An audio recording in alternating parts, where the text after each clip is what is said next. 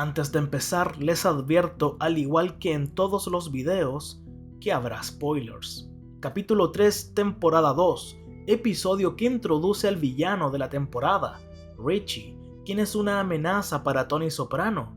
Está estableciendo alianzas con varios miembros de la familia que le dan estrés a Tony, Junior, Janice y Livia. De hecho, le insinúa a Junior que estaría más que dispuesto a eliminar a Tony si así lo desea. Además, está reavivando un viejo romance con Janice. Los dos se encuentran después de mucho tiempo en una clase de yoga, y aunque Janice no fue muy cálida con él, Richie claramente se interesa por ella. Y siendo él mismo un villano, puede que no le importe la personalidad de serpiente de Janice. Si recuerdan, en los 2 capítulos anteriores nos dieron varias referencias que aludían al carácter de serpiente de Janice. Esta manguera o limpiador simbolizaba una serpiente, demostrando su personalidad de ese reptil. Después vimos que usaba un anillo de escorpión por su carácter venenoso, y su propia madre la llama serpiente.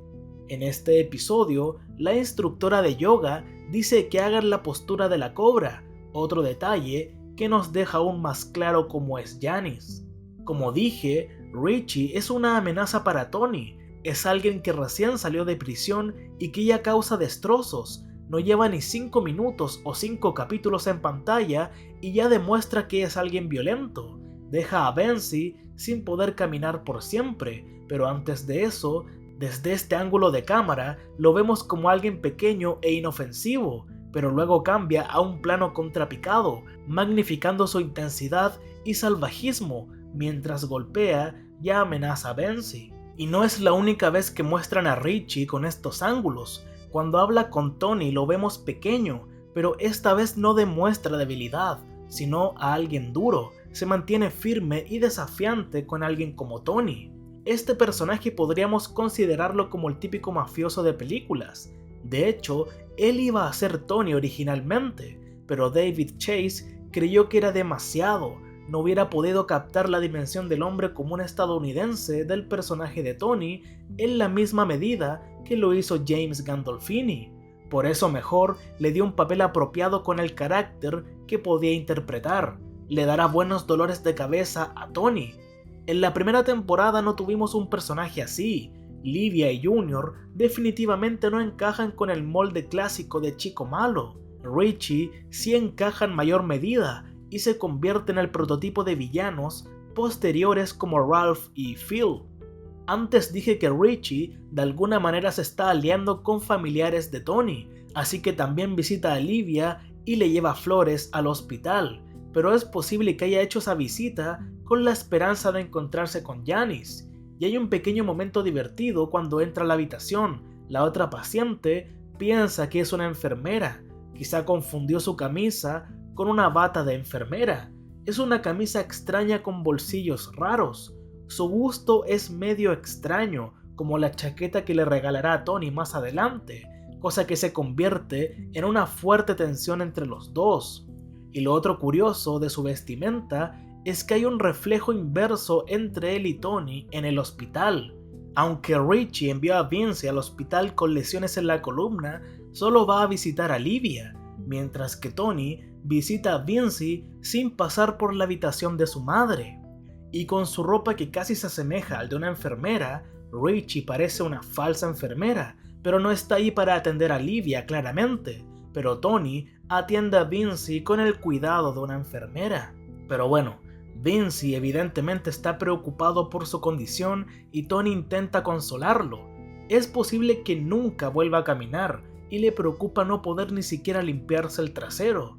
Y Tony le responde que solo le limpiará la nariz y se ríen. Como lo hemos visto hacer antes, Tony es capaz de desviar el sentimentalismo sin perder su compasión, y es una habilidad que nos hace casi quererlo.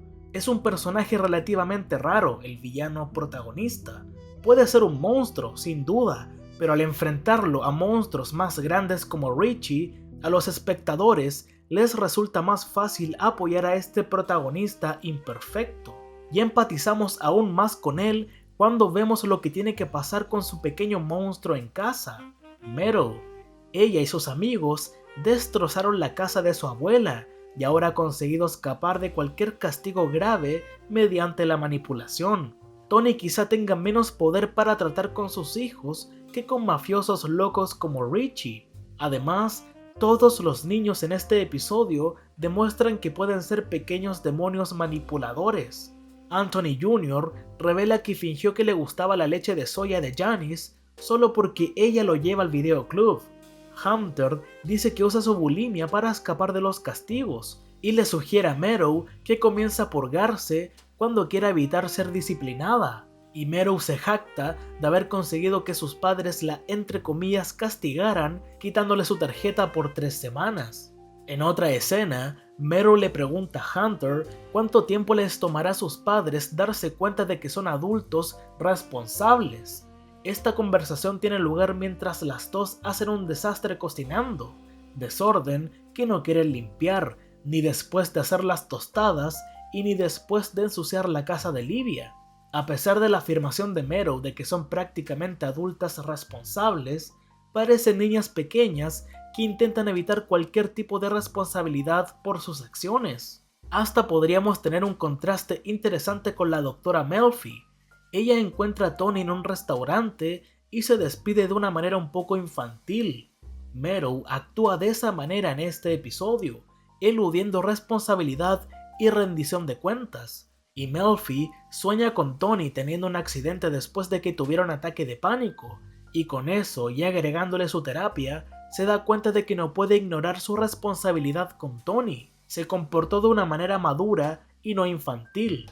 Así que en 2 episodios más, Tony vuelve a terapia. Continuando con Meadow, antes de que Janice viera con sus propios ojos el desastre de la casa de su madre, aconsejó a Tony y Carmela de que fueran suaves con su hija, diciendo: ignora 19 de cada 20 errores que cometa un niño.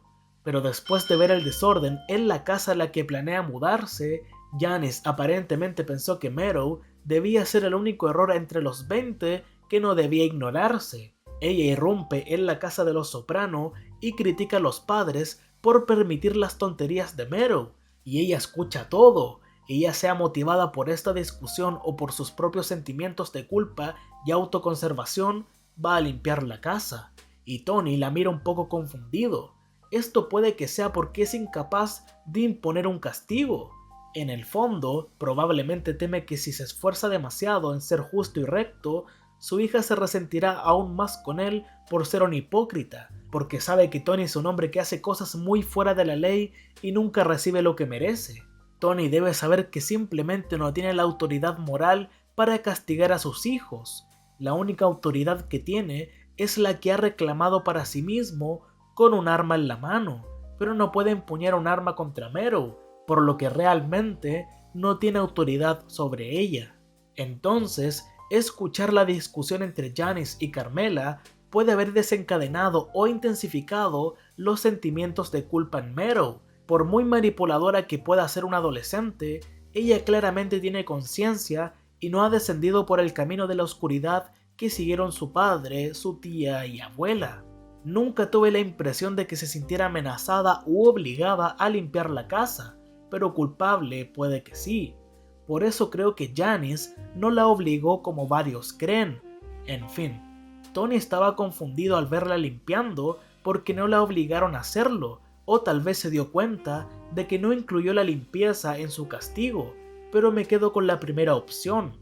Ya para terminar, todos los demás en el episodio y en el programa en su conjunto casi nunca hacen nada por culpa de la conciencia. Siento que Tony se sorprendió al ver a su hija asumir una responsabilidad real provocada por su propia culpa.